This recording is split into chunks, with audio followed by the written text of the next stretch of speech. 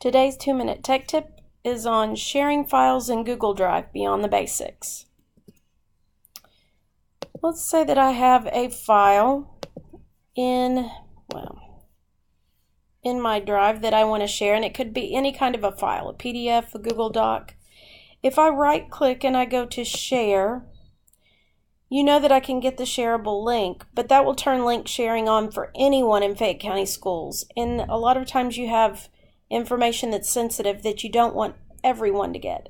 I could also just type someone's email address in here and change to where they can just comment or just view, or that they can edit.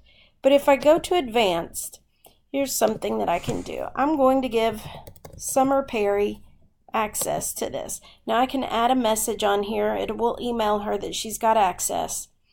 But also I can prevent her from changing this access or giving new people access to it. I can also keep her from downloading or printing this document as well. Both of those check boxes are right here.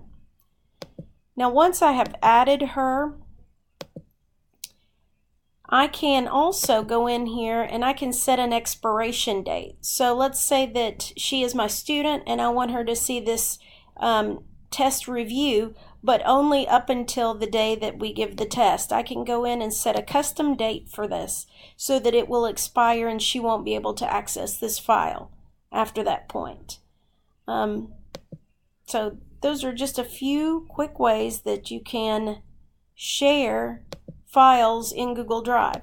Once they are shared with you, remember that when you go into Shared With Me, you can right click on a file and you can say add this to my drive. Oops, this is already in my drive. So let's say that this one.